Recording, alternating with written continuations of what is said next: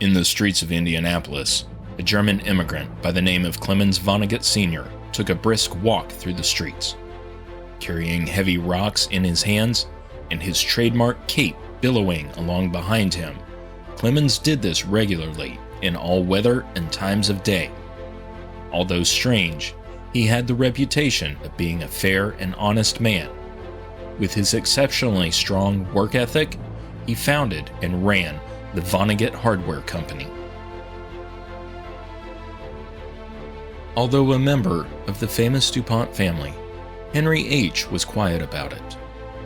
He spent his days designing buildings and other everyday items on paper. One of those everyday items was a design collaboration with his neighbor, Mr. Carl Prinzler. On December 30th, 1903, 33-year-old Carl Prinzler was in Chicago for business. With his business concluded, Carl found himself delayed in getting home. Deciding to pass the time, he planned on getting a ticket to see Klaw and Erlanger's Mr. Bluebeard production at the new Iroquois Theatre. But at the last minute, a train ticket came available and he rushed to get home to Indianapolis.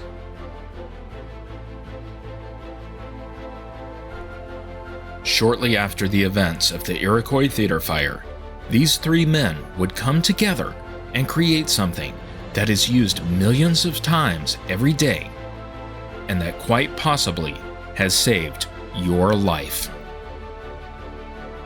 I'm Tim Coleman. I'm Jeff Moss. And I'm Tyler J. Thomas. Together we will explore and discuss these events from the perspective of over 30 years of combined locksmith and door hardware experience.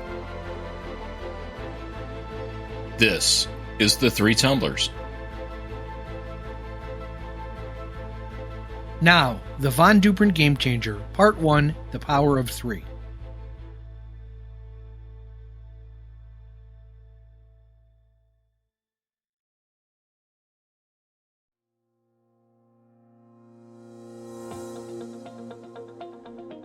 In the mid-1850s, German immigrant Clemens Vonnegut started the Vonnegut Hardware Company in Indianapolis. Originally partnered with a fellow German immigrant, the former textile ribbon salesman ran a one-room storefront at 71 West Washington Street. The street was a primary corridor then, as it is today, and the company sold general hardware, groceries, dry goods, coffin fittings, animal hides, leather, and agricultural supplies, and many other necessary goods of the times. After his original business partner left, Clemens and his son Franklin rebranded as the Clemens Vonnegut Hardware Company in 1857. In 1892, Clemens, now 68 years old, had handed off the daily operations of the company to his sons. Franklin would eventually become the company's president and continue his father's legacy the rest of his life. By the end of 1899, the company, now known as the Vonnegut Hardware Company, moved to 184-186 East Washington Street in a 5-story building with a full basement. Just after this move, Clemens Senior sold the previous location to former United States President Benjamin Harrison. They were also next door to the Lilly Hardware Company and would purchase the company in a merger years later. Over the years, Vonnegut began selling many household items, such as cutlery, hand tools, and as times progressed, electrically powered appliances, such as washing machines and vacuums. The customer-created catchphrase, "You can get it all at Vonnegut's," became an advertising slogan known throughout the area.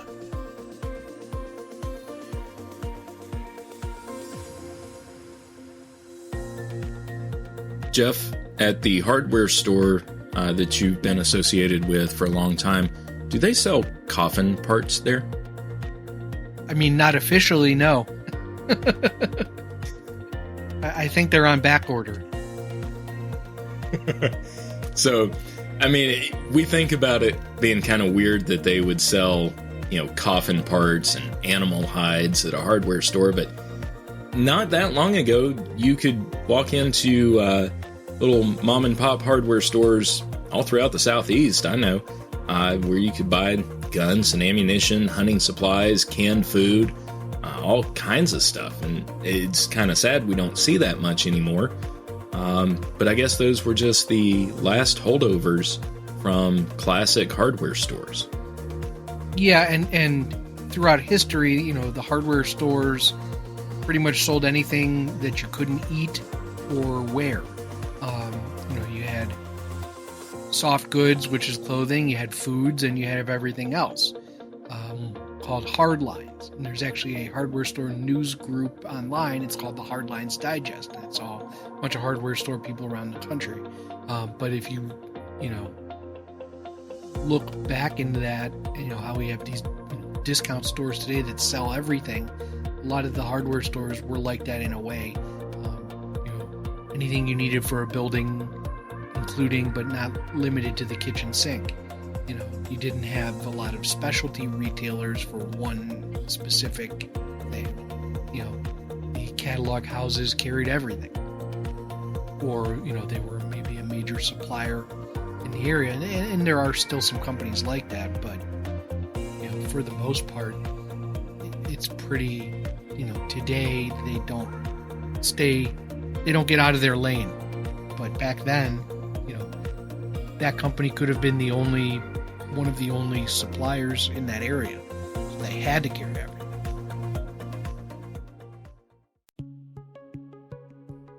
At 16 years old, Carl Jacob Prinzler began working at the Lilly Hardware Company as a sales clerk.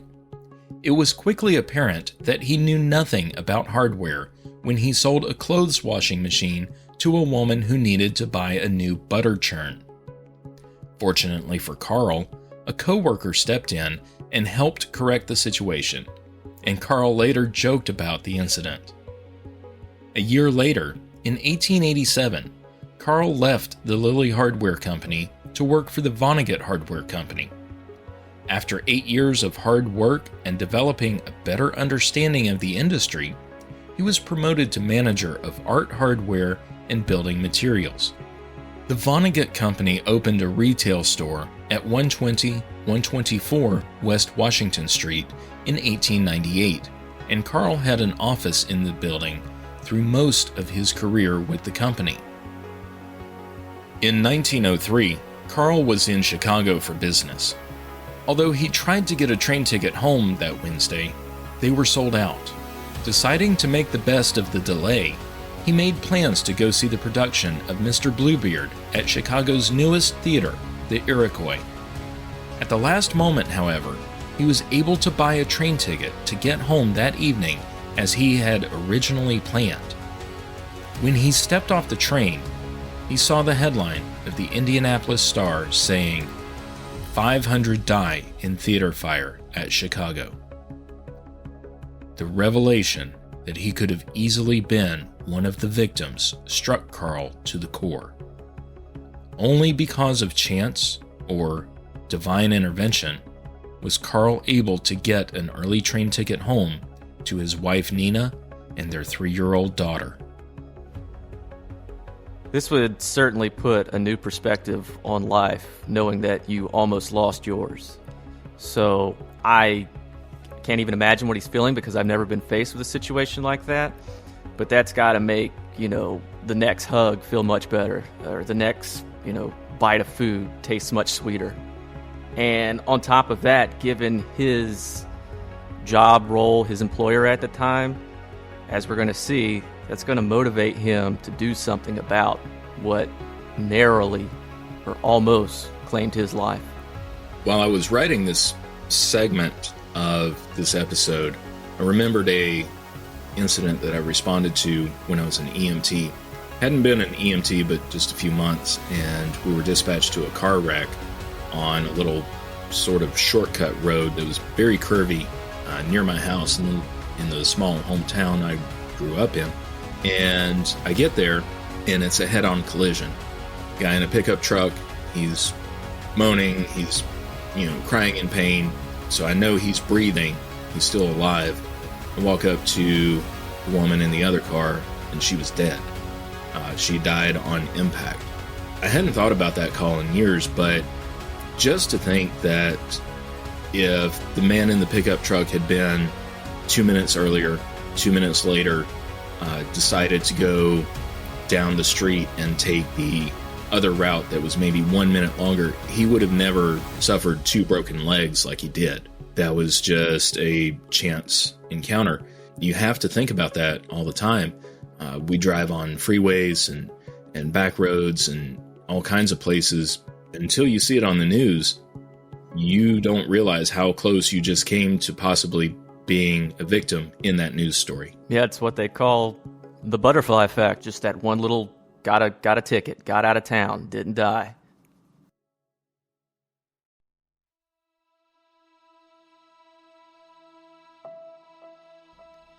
Having experienced such a close call with fate, Carl approached his neighbor, Henry H. DuPont, who is an architect and designer of many products. The two men worked in their off hours, probably in their basements or garages, discussing and figuring out how they would design a piece of hardware that would prevent people from being trapped inside of a building. The Iroquois Theatre not only had inward swinging doors, but they were also locked shut, preventing the panicked crowd from escaping the huge fire.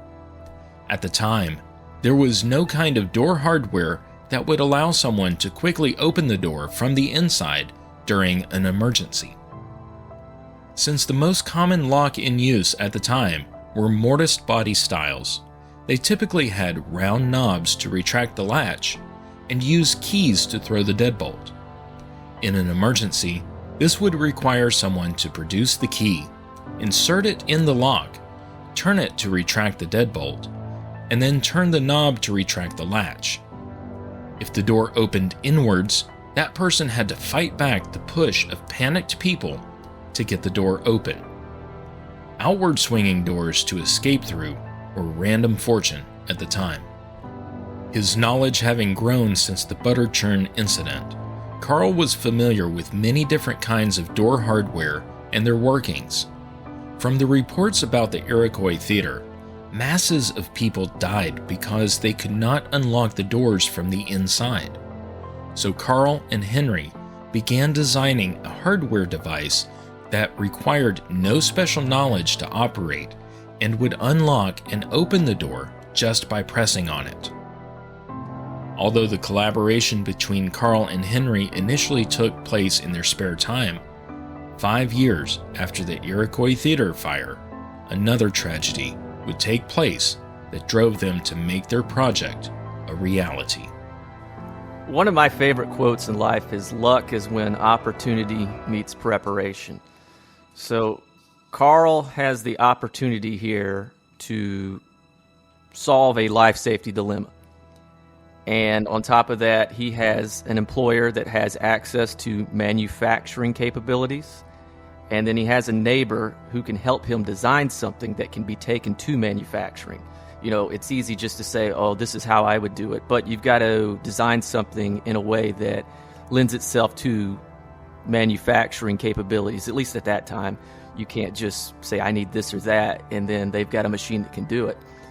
So that's the opportunity. And then the preparation is just that he's going to be working with his neighbor, and they're going to hopefully, well, we know what they're going to do, but they're going to work together to put something together that will ultimately save lives. So now it's just up to him and DuPont and Vonnegut to make it come to fruition.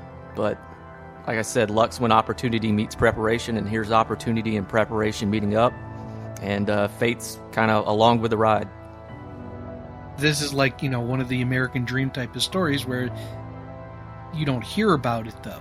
It's not, you hear about Apple Computer and Microsoft and these businesses that people started in their garage, but this one is happened a lot longer time ago and is probably more impactful. So I think that it's really cool, to learn, because obviously I knew about the hardware, but I didn't know the story and the whole thing, because it's 100 years ago, and people really don't talk about a theater fire 100 years ago.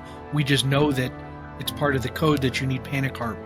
It's part of the code that the door has to open out, But these guys really took something that didn't exist, it was a melding of their minds and they figured out a better way to do something. And I think that that's sort of like stuff that we always grow up hearing about, but this is not one of those.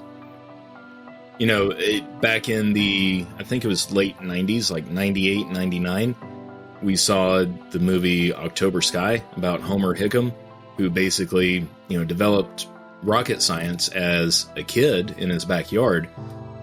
We've never seen a movie about Carl Prinzler and Henry H. DuPont. So yeah, like you, Jeff, when I was researching this episode, it was really cool to learn about this collaboration and just think, that's how great things come about. But we see this every day. We don't know, people outside of the industry don't know what it is other than it's supposed to be there. And they know that you just do something and the door opens. It's pretty cool. Right. They don't know the why or the how. Same thing like if you were to see a car without airbags today. Right. Where is that? It's something that you're used to over the past, 25, 30 years or more. And something that you don't have to put this in if you don't want to, but since we had our last recording or whatever, and you're talking about double doors, like places that I go, I've been looking at the door to see, does that other side actually open or not? And so far they all have, which is good. Yeah. And hopefully, this podcast, like the goal of this podcast is to educate locksmiths and door hardware professionals throughout the country and just get them to think a little bit more outside the box. I think thinking outside the box is critical no matter what industry or profession you're in. But when you do have that creative streak, you can do some really great things. And, we have two people coming together here that create something really good. And we're going to hear a little bit more about that later on.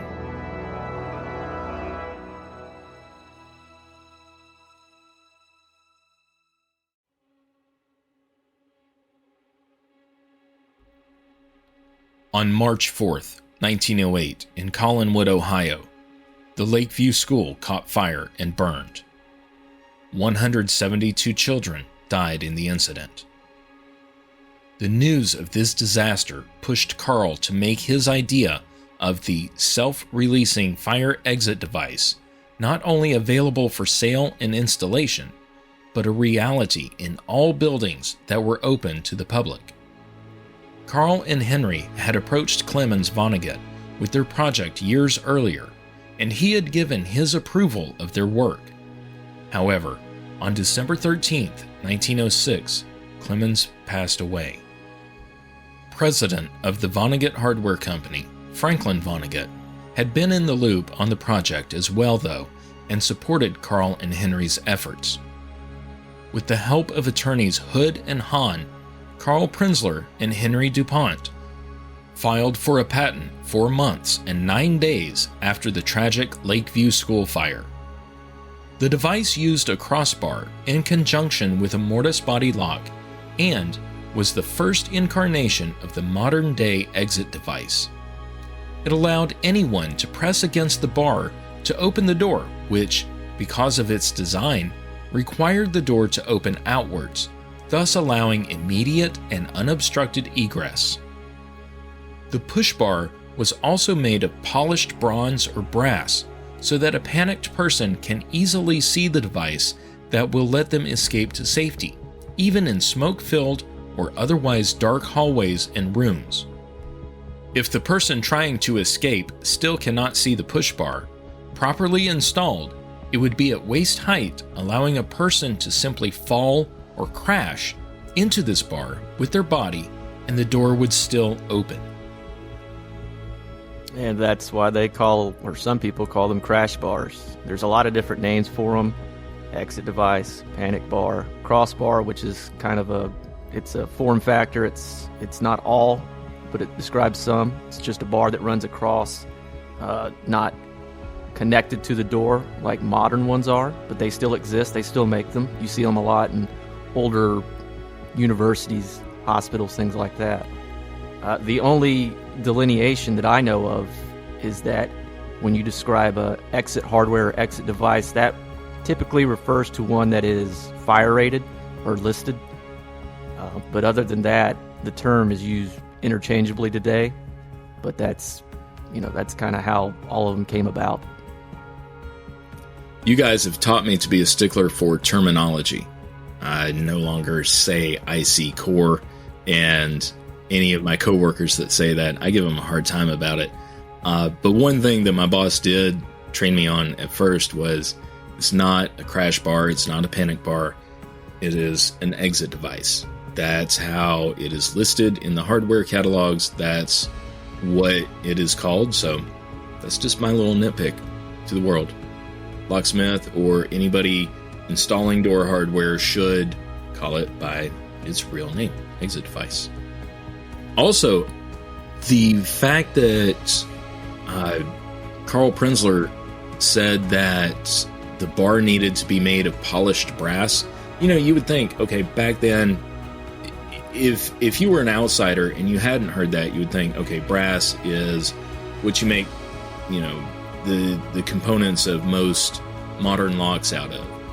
Brass is easily, formed, malleable. You can do a lot with it, and it stays looking nice. It was a popular material, still is a popular material today. But to think that the reason why you wanted the exit device push bar to be brass so that it could be easily seen, any reflective light off of it, and, they're against doors of the same color for aesthetic reasons. And I guess if they are properly installed, then it would be okay, but still kind of makes you, hearing this kind of makes me think that, maybe aesthetics aren't all that, even if the function is still there. Having something that reflects what little light might be in the building could be useful. Yeah, and that's the good thing now about exit signs above doors. Oftentimes they have auxiliary lights, or at the very least they illuminate themselves. They are tied into their own power source so that in the event of a fire, there's a little bit of redundancy there to ensure that you can see at least the exit. And now they've even got some exit devices that have not illumination capabilities, but glow in the dark. You see that too on stairs leading to these doors. It provides a kind of a visual indicator in the dark to how to get to one of these exits, how to get out. And then the other thing too is, I think I mentioned this probably in season 1, but the beauty of these devices is that, let's say you're not panicked, let's say you're hurt, you're injured, you got to get out. You just run into the door and the device takes care of the rest. And that's the beauty of them, is that you can be in a bad spot, a bad situation physically, and you can still get out. You don't have to fumble with a knob, a lever, anything like that. You can run backwards into it, sideways, frontwards, with hands, without hands. You can kick them open. You can get out. It's real easy. Yeah, no special knowledge required or anything. Well, and as Carl stated, if the person trying to escape still cannot see the push bar properly installed, it would be at waist height, and they could simply fall into it. So if you can stagger to that door, and that door leads you to safety, then as long as you can fall into it, you've got a fighting chance there. Yeah, I guess you could push somebody else into it and it would open. In previous episodes, we've talked about the inward swinging doors at Iroquois. We've talked about the narrow doors at the Lakeview School. Even though they were outward swinging, they were too narrow. And just these pileups of people upon people, triangle shirtwaist, people had to try to pull the door in. When you have that pileup at the door, There is no way that you're going to be able to overcome that, no matter what you think prior. When you have a crowd of panicked people behind you, then you're not going to be able to get out. But if you have this exit device on that door, then you can literally be propelled right out of the building by that crowd behind you. And the only way these devices will ever work or can be installed is when the door swings out. So they removed inward swinging doors after this, or by and large started to, depending on where you are in the building, but especially for exits, corridors, stairwells, things like that. So it forced them to change the configuration, the swing of the door as we call it, so that it goes out now. And you don't have piles and rushes as people are trying to get the door open. No, it falls open.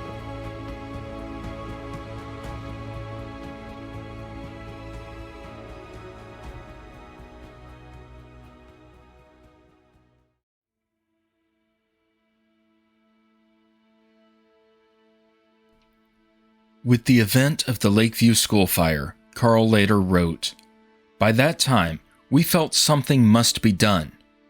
We had in mind several things that could be done, but we weren't satisfied. In other words, to the writer, it was a case of fight. In the early days of the builder's hardware game, we had met many problems, for which we usually had a solution. As a general thing, we turned the problem over to our friendly factories, who made the item for us. We sold it, got our money, and we were happy. But here was a situation confronting us that meant we must do something today to prevent such horrible catastrophes as these.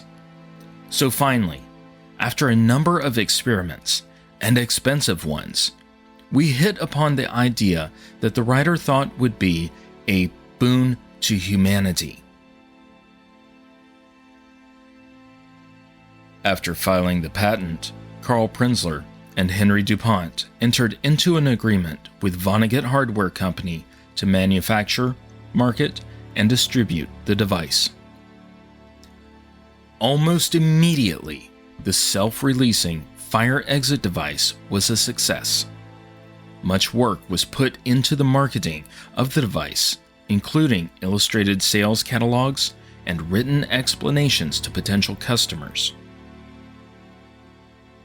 Face-to-face interactions were not just a simple matter of, here's this product I'm selling and here's how much it costs, but rather, this is what has happened in the past. Here is why this product is important, and here is how it's installed. With devices starting to be sold across many different cities in the United States, it was soon considered to be not just a nice feature to have, but a necessary one too. The original installations of this device took place in Indianapolis at various schools around the city. And ironically enough, about 3 decades later, some guy named Frank Bess is going to roll into town, and he's going to sell his revolutionary lock idea to those same schools. So Indianapolis, believe it or not, Indianapolis schools have unique distinctions, as they pretty much were the testing grounds of 2 of the most revolutionary lock ideas of the 20th century. Well, yeah, like I was saying earlier, these guys brainstormed and they came up with the idea. They didn't just tell the factory to figure it out. I'm imagining, some guys with a bunch of, tools in their garage, just figuring stuff out, prototyping. This is going to work. This won't work. Still the way we do some stuff today. You might call them like a grease monkey. Guys working on a cart. So they realized that there was a need. They couldn't wait for the engineer, the factory, whatever. So they figured it out themselves, and they literally rolled their sleeves up, which you don't see today. The guy's name is on the patent, but he may not be the one who actually literally figured out how it worked. So that's something that is very inspirational, and I like to hear stories like that, for sure, that these guys did it themselves. because they knew how important this was. As locksmiths, we have to be creative when installing hardware sometimes. Holes don't line up where you need them to, or maybe somebody Swiss cheesed the door before you got to it. So we have to be creative there. But how many times, just think, how many times have you been working on something, taking a lock apart, putting one back together, trying to rebuild one, that you had to make a tool yourself? We improvise, adapt, and overcome. And these guys, though, they took that to the next level. Like you were saying, Jeff, they sat down, they worked it out, they prototyped it, they drew it out. Man, what I would give to be able to go back in time just to watch them, that would just be so amazing. And it really sucks that we don't have any pictures of that, of their prototypes. We have early pictures and drawings of the device as far as the patent, but what didn't work and where did they start and how did they evolve that idea through? That's just fascinating, and it's really sad that that is lost to history. And two things. Number one, they did it with a mortise lock, which makes it so much more complicated. Nowadays, majority of what we see with exit devices, they're called rim, which they're mounted to the surface of the door. The latch is on the surface of the door, and it interacts with a strike on the frame. But a mortise is inside the door, like we've discussed. So they had to make a device that mounted to the face of the door, worked with something inside the door, which is just far more complicated than just putting everything on the door and leaving it at that. So that's incredible. And then the second thing, Jeff, you like these stories, and if you're listening, if you like these stories, just wait, because, this is the first of many as far as people coming up with fascinating ideas that ultimately change the world, and the neat little stories behind them. This is just the first of many about to come out.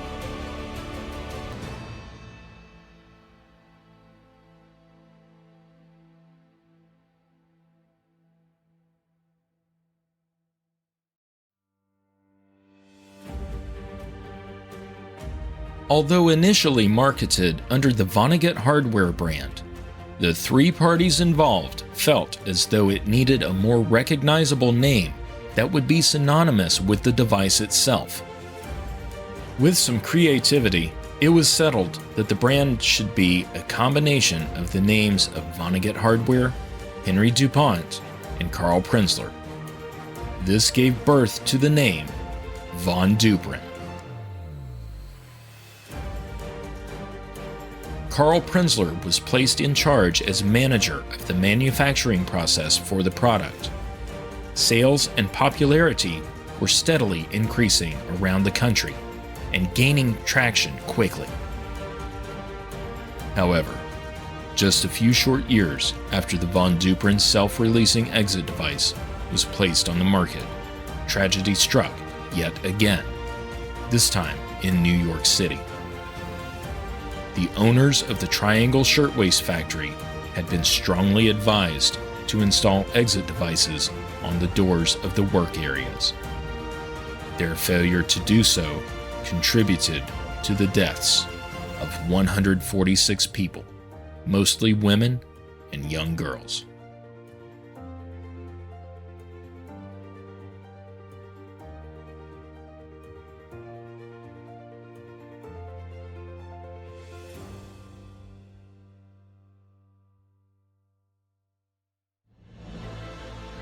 Next time on The Three Tumblers. That's a personnel problem. That's an employer problem. That's not a life safety or a security problem. Most of it was a Von Duprin 99 series, and anything new that they put in is going to be like that. Years and years after Lakeview and all these regulations, it was still permitted for the doors to be 28 inches wide.